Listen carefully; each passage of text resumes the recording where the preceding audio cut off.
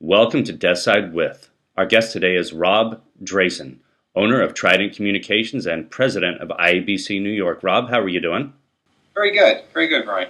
Great. Well, welcome to Deskside with. A lot of our readers and members of CommPRO are also members or considering being members of professional associations like IABC. What challenges are professional associations like IABC facing, in particular as related to social media? Big challenges from social media. I think prior to the advent of the internet and social media, if you wanted to meet and collaborate, you would join a trade association. That was the best way to meet colleagues and to hopefully meet perhaps your next boss or your partner or whatever. Now, because of the internet, and particularly because of social media, there are a million ways for professionals to meet online or even to set up meetings. You have an organization like Meetup where you can schedule meetings to get together informally with colleagues. So the need for a professional trade association is nowhere near as strong as it used to be. And so how are you working around that, IABC and in your chapter in particular?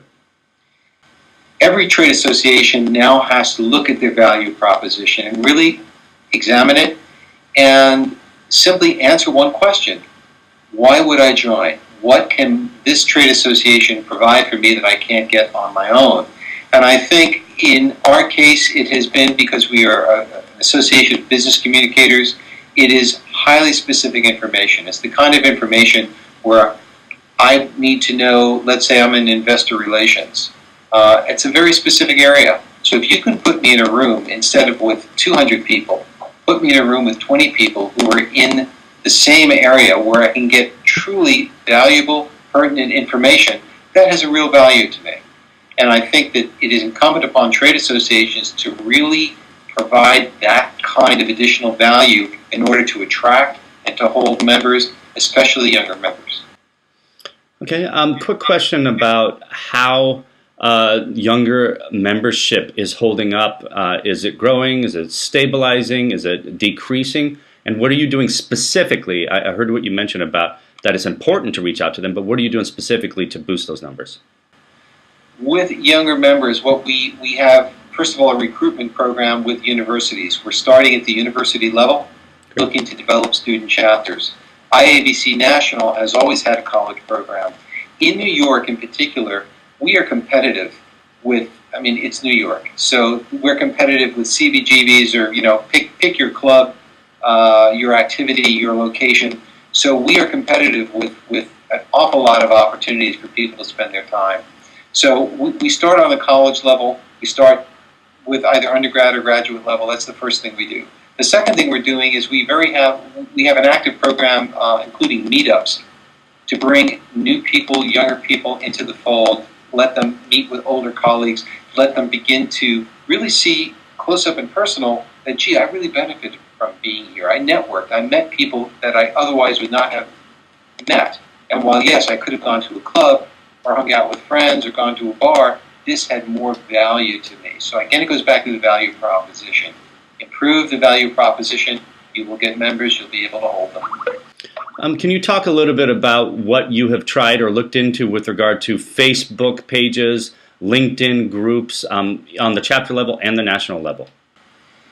The national level has a Facebook presence, it has a LinkedIn presence, it has a Twitter presence. The New York chapter is the same, except that we voluntarily took down our Facebook page. And the reason is very simple. If you are going to be involved in social media, it's about being current, and it's about dialogue, and it needs to be fresh. It's all about fresh content. And we frankly didn't have the resources available to keep it going at the level that we felt it needed to function at. And so our basic approach to something is if we can't do it well, we're not going to do it, and we will stop. We will, figure out what is the best way to get it done and then do it. But we'd rather not do it than not do it well. Great. So let's talk about how that probably parlays nicely into tips and lessons for other communicators, public relations practitioners who are not on the association side. So based on what you just shared with me, what are some lessons based on what you guys have looked into, your research on social media, and the choices you've made? How might what you've gone through apply to the rest of our listeners? I think it applies across the board. I think all trade associations have the same problem, and we communicate, we chat informally. So getting, for example, people to show up to events, getting people to volunteer for committees. It's about being personal. It is about personal relationships. It's about, rather than broadcasting, it's about narrowcasting. We have had success with, instead of doing events where we attract 200 people, let's do an event and attract 20 people. Those 20 people have a specific area of expertise or interest, and they come out with real information because they're communicating with other people who are in that space. So I think that trying to be relevant, trying to be very current, trying to connect people is really, really important. I think that we have also done other things to add value to membership, to defray the cost of membership. Years ago, whether you were talking about public relations or IR or certain corporate communications, the companies used to pay for membership. They don't anymore. So if you're going to ask an individual to come up with money out of their own pocket, again, the value proposition has to be there. Because do they take that money and join a trade association, or do they go out and do something else? Do they do adult ed, or maybe they just go out with friends and spend the money that way? So again, I think it's about providing value. All right, Rob, real quick. If I was a 20-something in an elevator with you, what's your elevator pitch for the value of being IABC New York chapter member? I think it's the opportunity to network and advance your career both personally and professionally.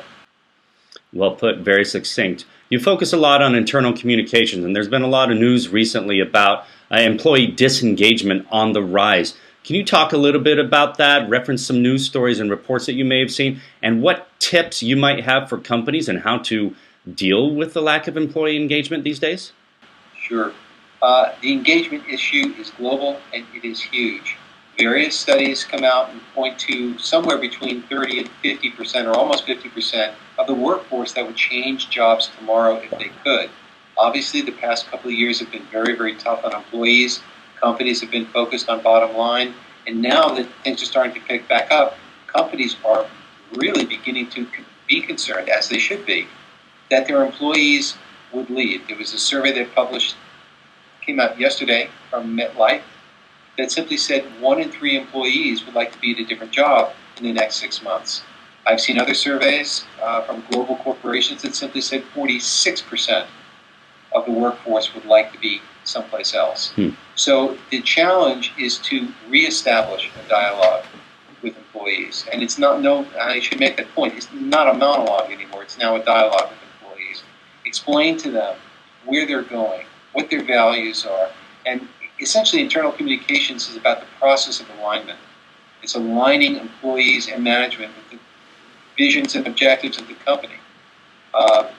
Employees may not always like those objectives, but they need to know what they are, and they can either get behind them or move on. In either case, it's the best thing for both parties. The challenge for corporations is to reestablish the dialogue with employees and move forward. Rob, who's doing a good job of that? Can you throw some brands out there and best practices? There are several. I think IBM has done an excellent job of engaging employees. There have been numerous write-ups. They do something called a JAM, where they've had approximately 50,000 employees in a collaborative workspace over a period of 3 days. And they estimate that from the first JAM, that they have generated about $6 million billion dollars in revenue from ideas that came as a result of that JAM. So I would say that's pretty successful. Yep. Best Buy, in a completely different space. You've got retail employees of all ages and a million different locations. How do you keep them engaged? How do you keep them focused? They've done a great job of coming up and taking particular advantage of social media to engage employees. They've had a very high successful retention rate and an engagement rate in terms of taking advantage of the new media programs that are available to them to collaborate and communicate. Rob, thank you for your time today. We're at exactly the 10-minute mark. A lot of great tips there for internal and employee communications professionals about re-engaging your staff and your teams in these trying times. And a lot of good thoughts there about membership, professional membership organizations like IABC New York. So welcome. Thank you for your tips. Have a wonderful weekend. You too, Brian. Thank you. Okay. All right. Bye-bye.